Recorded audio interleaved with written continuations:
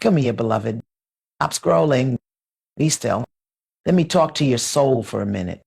Not the version of you that's pretending to be fine, not the strong one who always knows what to say, but the one who cries behind closed doors because he hasn't called, the one who waits by the phone, rehearsing her worth in silence, the one who is shrinking, bending, twisting herself into someone else's, maybe just to feel wanted. When a man ignores you, it don't mean you are invisible. It means you've forgotten your light. You've made his silence louder than your spirit. You've made his absence mean something about your value. That right there is where the wound lives. Now listen to me.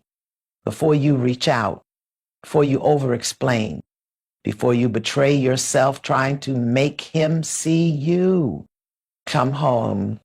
Come all the way home. Because the only thing worse than being ignored is ignoring yourself. This is your holy interruption. And baby, it's time. Yes, baby, that's it. Just breathe. You don't have to hold it all together right now. You don't have to pretend that it doesn't sting. That ache in your chest, that tightness in your throat, that's truth trying to speak. And I know it hurts. I know you've been telling yourself, if I just wait a little longer, he'll come around. If I say the right thing, if I don't seem too needy, if I show him I'm easy to love. But baby, love is not something you have to earn by disappearing. You've been ghosted, breadcrumbed, left on red. You've been laying next to a man who feels a million miles away. And each time he pulls back, a little piece of you starts to question, am I too much? Am I not enough? Did I do something wrong? Beloved, hear me with your soul. You are not too much. You are not too little. You are not wrong, but you are looking for your worth in the wrong direction. Somewhere along the way, you were taught to hustle for your value. Maybe you watched your mother do it, twisting her tone, softening her truth, making herself small just to keep a man around. Maybe she didn't say it out loud, but you watched her become a shape that love never asked her to be. You watched her lose herself for the illusion of security. And now here you are, replaying the same scene in a different decade, calling it patience, calling it being loyal, calling it not giving up too soon. But baby, what about you? Who's staying loyal to you? We don't talk about the kind of loneliness that comes from self-abandonment, from putting his feelings above your peace, from trying to decode texts like they hold the meaning of life, from waiting days for a call that never comes, while pretending like you're unfazed. Not judging you, baby. I see you. I was you. And I know what it's like to stare at your reflection and not recognize yourself anymore, to ask yourself how you got here. So lost in someone else's silence that you forgot your own voice. So desperate to be chosen that you stopped choosing you. But here's the sacred truth. Every time you chase after someone who's turned their back on you, you're abandoning the little girl inside who just wants to feel safe. You're leaving her in the dark, hoping someone else will turn on the light.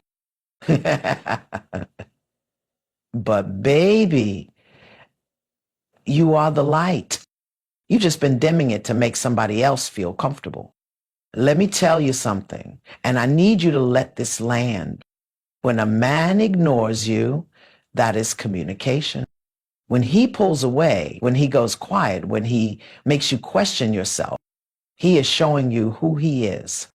And I know your heart wants to rewrite that story, wants to make excuses, wants to remember the potential and forget the pattern.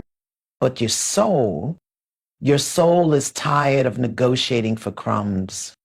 Your soul is tired of trying to be lovable in the language of abandon.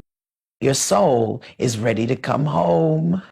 So I'm not here to give you 5 tips on how to get him back. I'm not here to teach you strategies to manipulate attention. I'm here to help you remember who the hell you are, because you are not the woman who has to beg to be seen. You are not the woman who needs to send that just checking in text when your spirit is screaming, no. You are not the woman who chases what is already running. You are a temple. You are sacred ground. You are the answered prayer of generations who never got to rest. And you will not heal by staying in places that keep reopening the wound. I want you to hear me deep now. You do not have to suffer to prove your love. Love is not a battlefield. It's not a project. It's not a test you have to keep passing. Love is a reflection. And when you love you wholly, fiercely, unapologetically, you stop entertaining relationships that require you to betray your own heart. Now, some of y'all are listening to this and your pride is speaking louder than your pain. You're saying, I don't care. I'm good. I don't need him anyway. But beloved, denial won't save you. We heal when we feel. We heal when we stop pretending we're not affected. We heal when we sit down in the sacred discomfort and say, okay, this broke me, but I'm ready to rebuild with truth, with boundaries, with me. And I know you want to fix it. I know you want to make him see your worth. But baby, if someone needs to lose you to realize who you are, then they were never holding you with eyes wide open in the first place. You are not a placeholder. You are not an option. You are not something to pick up and put down at his convenience. You are a revelation. You are a divine assignment. And if he can't rise to meet the blessing that you are, that's not rejection. That's redirection. Let that man go. Let him be silent. Let him do whatever he needs to do. You go love on your soul like never before. Take yourself out. Look yourself in the mirror and say, girl, I'm sorry I forgot you. I'm sorry I kept you waiting for someone else to see you. I see you now.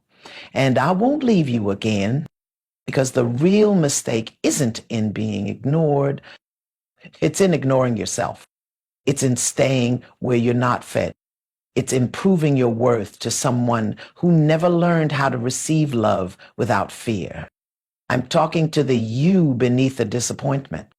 The you who still believes in love but is scared to trust again. The you who knows she deserves more but doesn't know how to stop settling. You don't need to know all the answers, baby. You just need to stop abandoning yourself. Let this be the moment you turn inward. Let this be the day you come back to your altar. Lay your heartbreak down like an offering. Cry if you need to. Scream if you must. But don't pick yourself apart anymore. Don't make his silence your identity. Don't make his disconnection your truth. You are love. You are light. You are chosen, not by him, not by them, but by God. Today, you don't chase. You don't shrink. You don't beg. You rise. And when you rise, you teach every soul watching how to treat you by how you treat. So come on, daughter of the divine.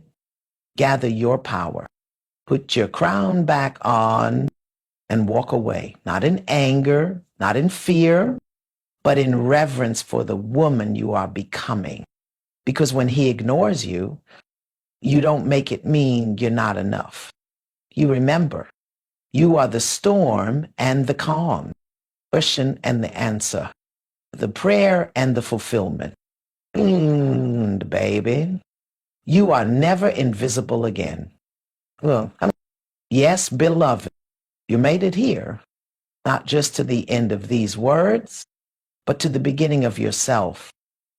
I don't want you to rush past this moment. Don't brush it off. Don't call it just another video. It's because this was a visitation, a sacred interruption, the moment the ancestors whispered into your time because you forgot how precious you are. So let me leave you with this, not as advice, not as instruction, but as a blessing, a soul reminder, a divine remembering. May you never again shrink to fit into a space that cannot hold your truth. May you never again confuse absence with intimacy or silence with worth. May you never again measure your beauty by who stays or your value by who chooses you. You are already chosen by breath, by life, by you don't have to earn what you already are. You don't have to beg for what is meant to find you whole. And baby, you don't have to chase love when you are the source of it.